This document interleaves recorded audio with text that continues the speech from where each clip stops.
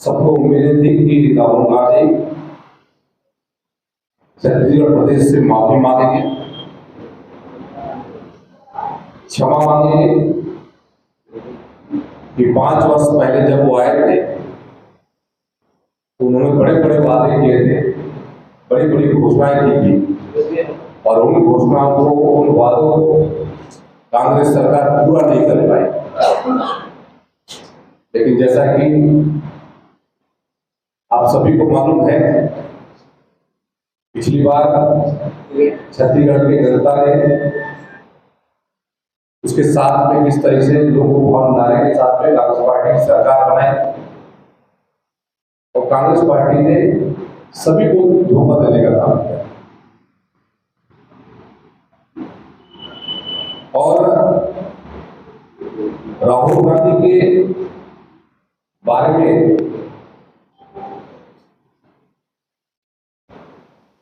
मेरा ये कहना है कि राहुल गांधी को देश के कोई भी व्यक्ति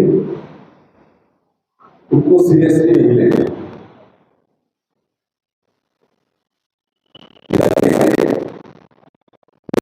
उन्होंने आकर इस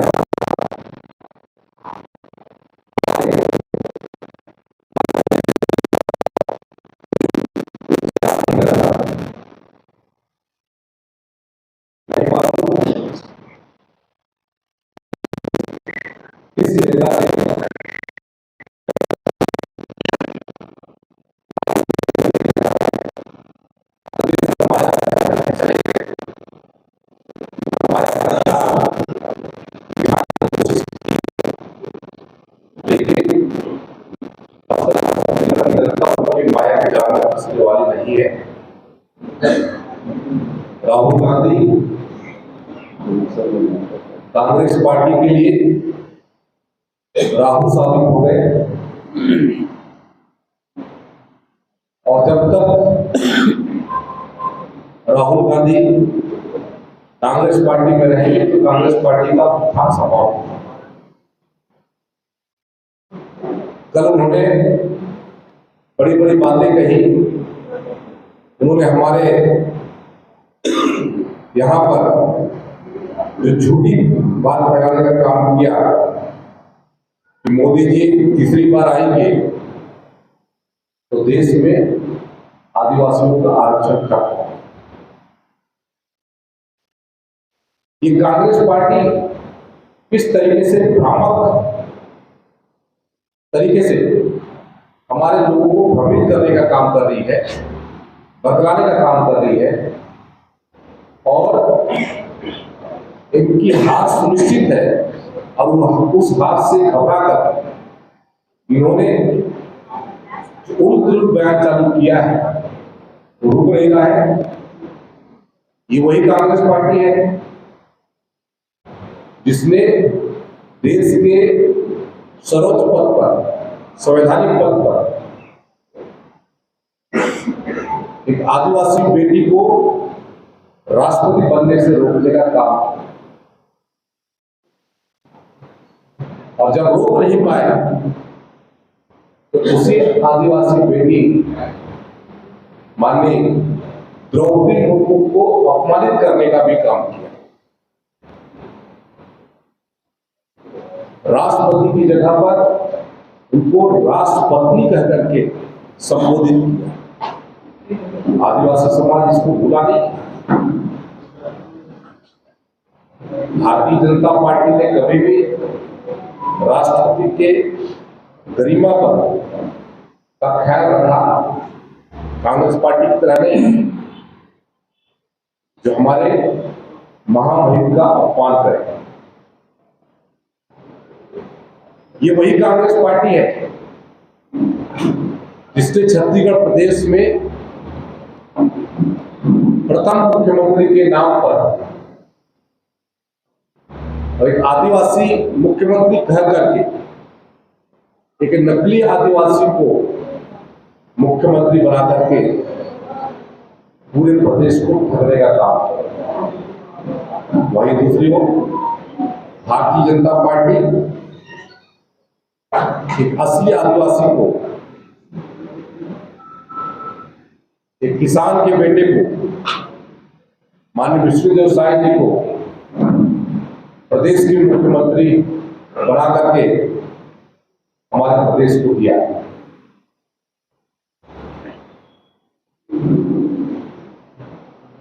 भारतीय जनता पार्टी हमेशा से गरीबों के उत्थान के लिए, आदिवासियों के विकास के लिए, शिक्षा के लिए, स्वास्थ्य के लिए चिंता करती है। और उसका चिंता के साथ साथ अंतिम छोर में रहने वाले लोगों तक योजना पहुंचाने का काम करती है। और हमारे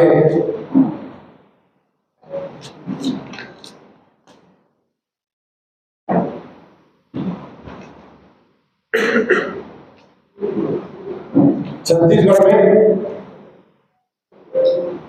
जो कांग्रेस ने पिछली बार राहुल गांधी जी आए थे तो उन्होंने सत्याग्रह का भी इस तरीके से परिभाषित किया था, ये भी मुझे बताने की आवश्यकता है।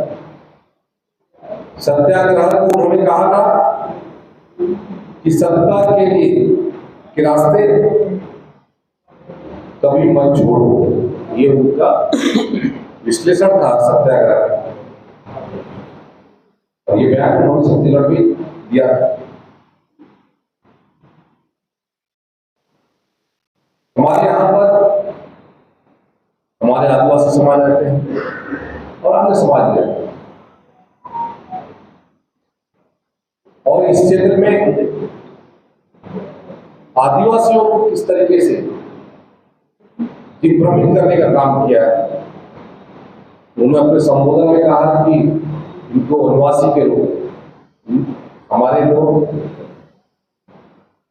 यहाँ पर जो प्रकृति का रक्षण करते हैं, जो अपने धर्म संस्कृति का रक्षण करते हैं, जो अपने आस्था के केंद्रों की पूजा करते हैं, उनके साथ में किस तरीके से पिछले 5 वर्षों में खिलवाड़ हुआ,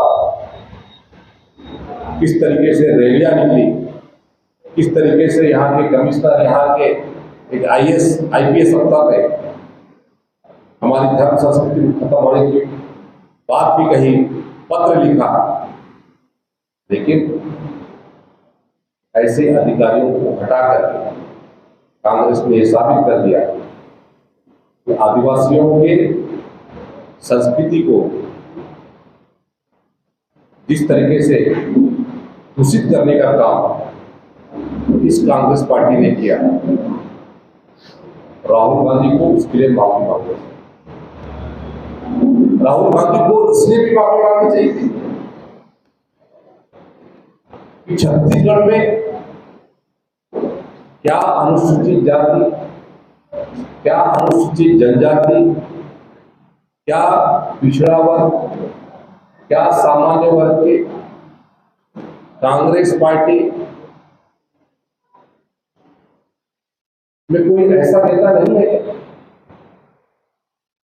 जिसको वो राज्यसभा का सांसद बनाकर भेज सके।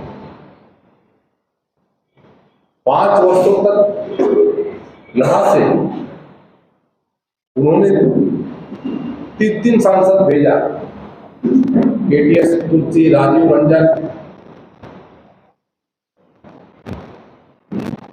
सभी दूसरे प्रदेश के लोगों को यहां पर आयातित करके यहां के लोगों का हक मारने का काम इस कांग्रेस पार्टी ने।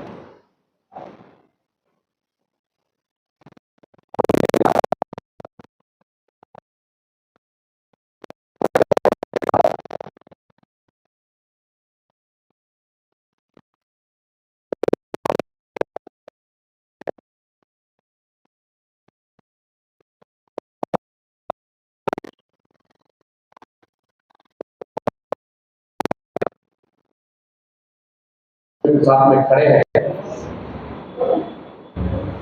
तो जीरम कांड में जो जिस तरीके से घटना सामने आई और जिसके बारे में भूपेश बघेल से लेकर के PCC के अध्यक्ष से लेकर के तमाम नेता ये कहते फिर रहे थे कि सारे सबूत उनके जेब में। 5 साल बीते, लेकिन उनके जेब का ख्याल उनको कभी नहीं आया। और जो लोग महेंद्र कर्मा जैसे नेता के हत्यारे हैं, जो संदिग्ध रहे, ऐसे लोगों को कांग्रेस पार्टी ने अपने एविडेंस छुपा करके संरक्षित करने का काम किया। ये भी एक बहुत बड़ा दुर्भाग्य है।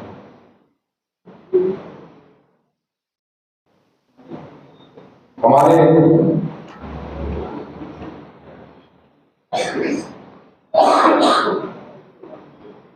आरक्षण को लेकर के कांग्रेस पार्टी ने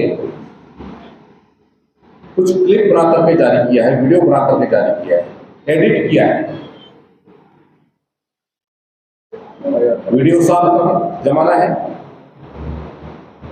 और युवाओं को भ्रमित करने के लिए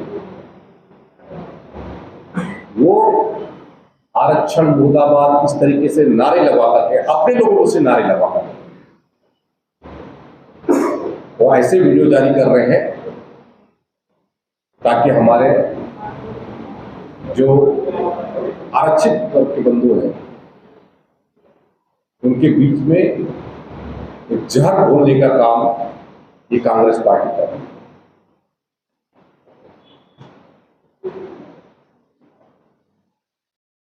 दूसरी ओर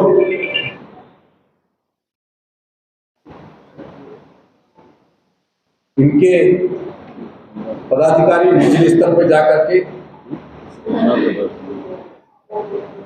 जिन्होंने कभी नारी के चिंता नहीं की, उनका फार्म भराने का भी काम कर रहे। अभी मेरे पास में इनके जो जिला कांग्रेस कमेटी के जो जिला अध्यक्ष हैं,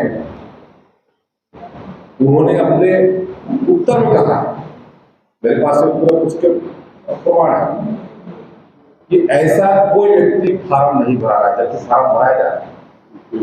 इसकी हमने शिकायत की। उन्होंने कहा कि शिकायतकर्ता द्वारा शिकायत किस आधार पर की गई है इसकी जानकारी नहीं है। यदि किसी व्यक्ति द्वारा फार्म जारी कर भरवाया जाता है तो उसके विरुद्ध कार्रवाई किए जाने पर भारतीय राष्ट्रीय कांग्रेस को कोई आपत्ति नहीं है। अतः निवेदन है कि शिकायत पूर्णतः मिथ्या आधारित और राजनीति से प्रेरित होने के कारण नस्तीबद्ध किया गया। तो कांग्रेस पार्टी के लोग दो तरीके से काम कर रहे हैं। एक तो पब्लिक की ओर जाकर कहते हैं कि हम 1 लाख रुपए देंगे, हम उनको फार्म भरा रहे हैं, और दूसरी ओर जो इलेक्शन कमीशन को जो कहते हैं अपना जानकारी दे रहे हैं, उसमें ये कह रहे हैं कि उनके माध्यम से कोई फार्म नहीं भराया जा रहा। ऐसा कोई मामला नहीं। ये दोहरा मापदंड कांग्रेस पार्टी के साथ भी हो सकता है, कांग्रेस पार्टी के नेता ही कर सकते हैं।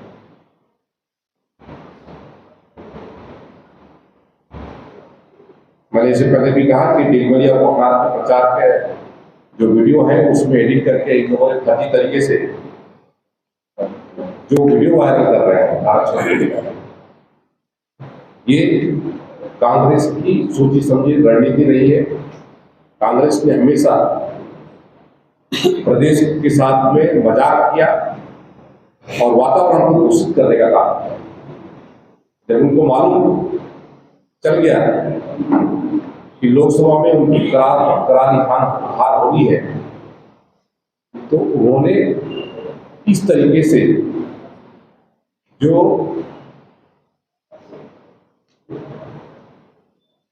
तथ्यात्मक नहीं ऐसे विषयों को जनता तक पहुंचाने की कोशिश की है, साजिश की।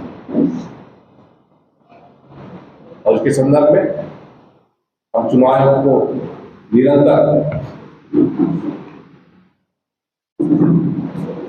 हम सूचना दे रहे हैं, रिपोर्ट कर रहे हैं, एफआईआर कर रहे हैं, क्योंकि हमारे एसटी एससी वर्ग के जो बंधु हैं उनके खिलाफ में ये लोग नारे लगा करके एडिट करा करके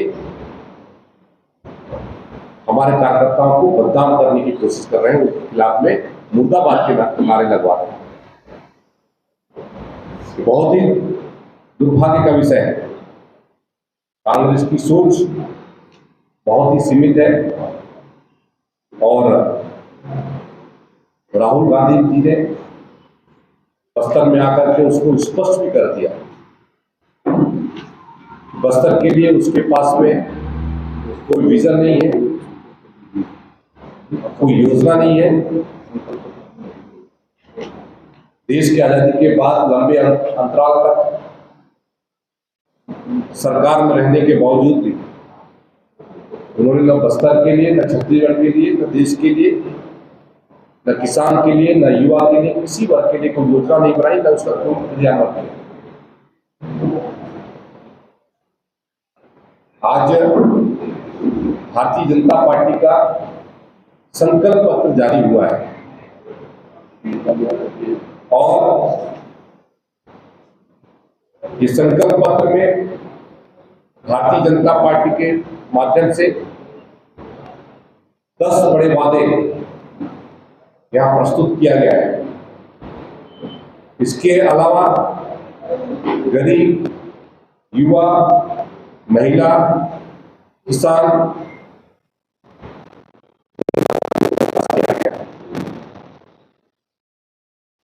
का आर्थिक स्थिति अच्छी हो, उनको मजबूती प्रदान करने की दृष्टि से संकल्प पत्र जारी किया गया है। ये संकल्प पत्र चुनाव के लिए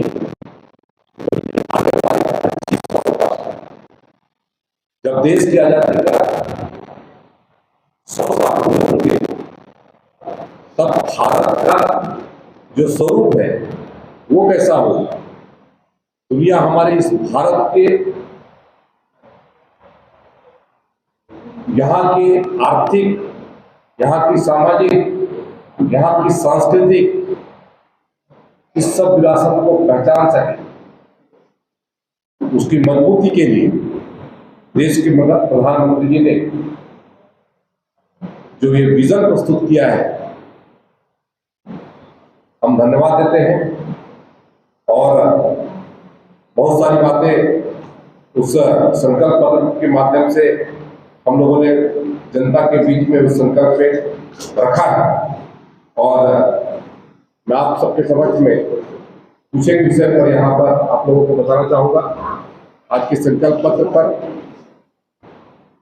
अगले 5 वर्षों तक के लिए 80 करोड़ परिवारों को जो राशन है वो मुफ्त में दिया जाएगा। पहले की तरह ये तय हुआ है। इसके अलावा जो कामकाजी महिलाएं हैं उनकी सुविधाओं के लिए जो औद्योगिक और व्यावसायिक क्षेत्र में काम करने वाली महिलाओं के लिए, उनके लिए हॉस्टल का निर्माण, शिशु गृह जैसे बुनियादी सुविधा, नारी गरिमा, नारियों को नए अवसरों का प्रदान और जो नारी सशक्तिकरण को लेकर के जो हमारा कॉन्सेप्ट है उसमें हमारी माता और बहनों के सशक्तिकरण के लिए उचित कदम और बुलेट ट्रेन का विस्तार, 70 साल के ऊपर वर्ग के लोगों के लिए आयुष्मान योजना का लाभ, चाहे वो किसी भी वर्ग।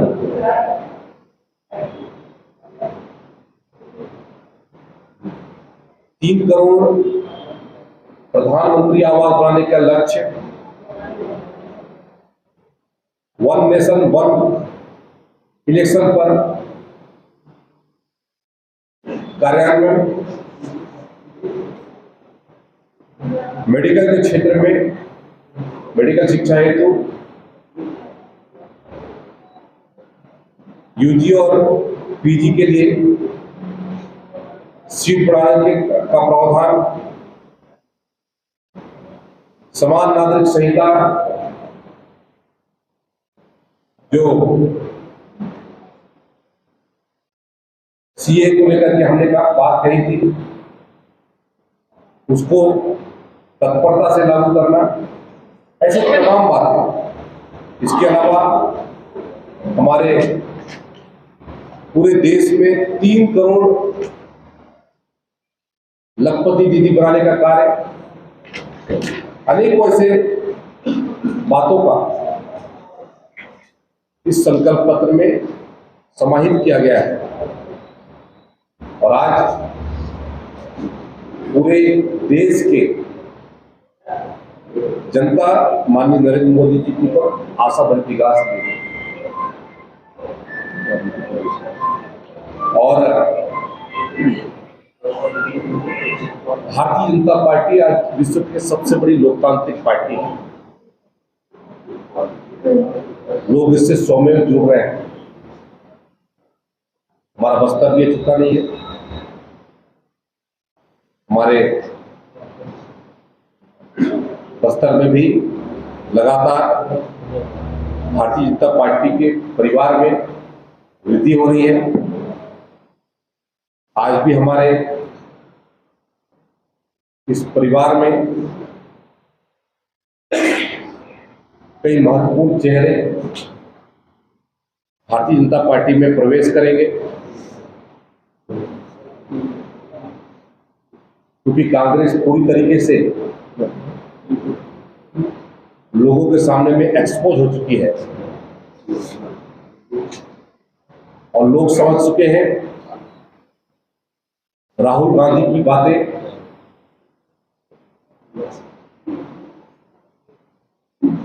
उनके आलू से सोना बनाने की वाली बात जैसे ही वो देश में ऐसी बातों को उल्लेख करके सरकार बनाने पे विश्वास रखते हैं। वहीं दूसरी ओर भारतीय जनता पार्टी संकल्प पत्र के साथ में, एक विजन के साथ में काम करती है। आज संकल्प पत्र जारी किया गया और हम सबके लिए अत्यंत हर्ष का विषय है कि हमारे बस्तर की एक बेटी दिल्ली में उस संकल्प पत्र को, उस संकल्प पत्र की एक प्रति देश के यशस्वी प्रधानमंत्री माननीय नरेंद्र मोदी जी के हाथों से उसने प्राप्त किया। उस बेटी का नाम है नीलावती कौर, भानपुरी क्षेत्र की रहने वाली है और आज उस कार्यक्रम में सम्मिलित हुई और माननीय नरेंद्र मोदी जी, माननीय राष्ट्रीय अध्यक्ष जेपी नड्डा जी और हमारे सारे शीर्ष नेतृत्व के माध्यम से उन्हें ये संकल्प पत्र की एक कॉपी दी गई। मैं आज की इस अवसर पर हमारे भारतीय जनता पार्टी में इस परिवार में शामिल होने के हमारे बहुत सारे साथीगण उपस्थित हैं, हम उनका अभिनंदन करते हैं। हमारे नवप्रवेशी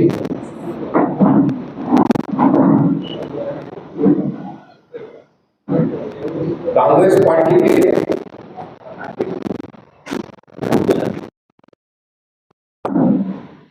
श्री बलराम मौर्य उपस्थित हो चुके हैं, हम उनका अभिनंदन करते हैं, स्वागत करते हैं। भारतीय जनता पार्टी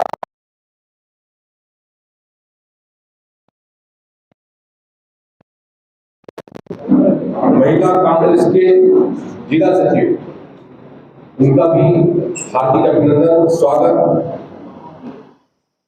हमारे छोटे पौधा के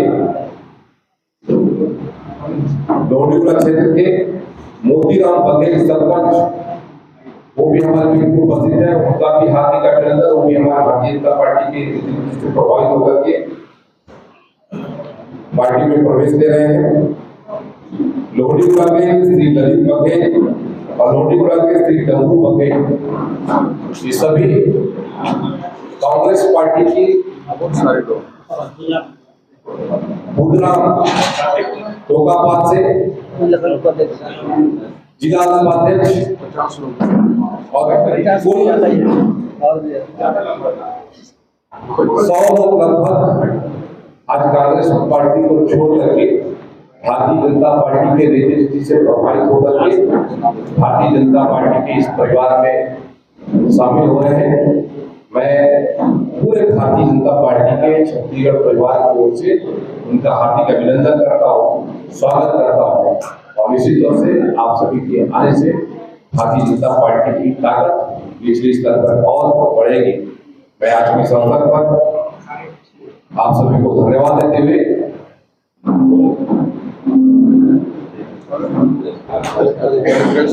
तो मैं आप सभी का धन्यवाद देते हुए अपनी बात को यही समाप्त करता हूँ।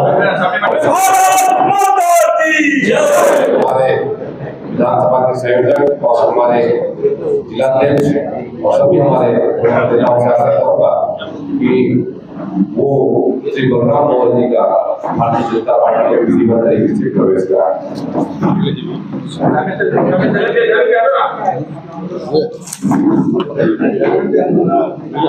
चलो चलिए।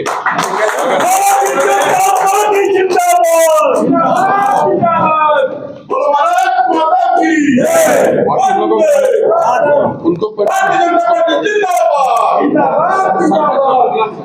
सरपंच सामने सरपंच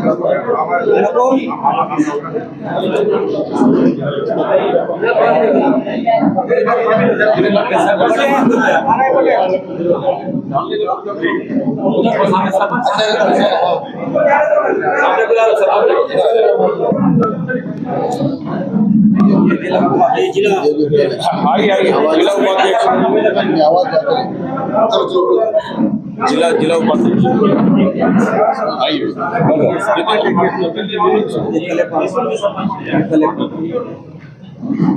ऐसे आप ऐसे आ जाओ नहीं पढ़ने के लिए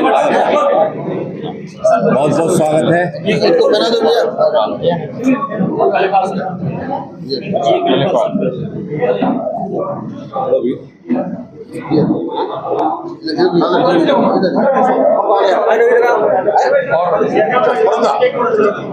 और एक लाइन पीछे कर देंगे, चेयर हटा देंगे, चेयर हटा देंगे।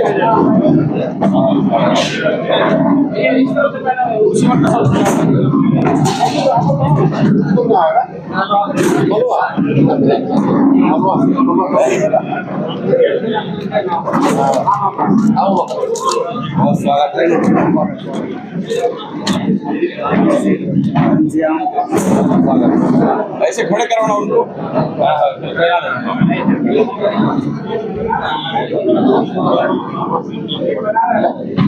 या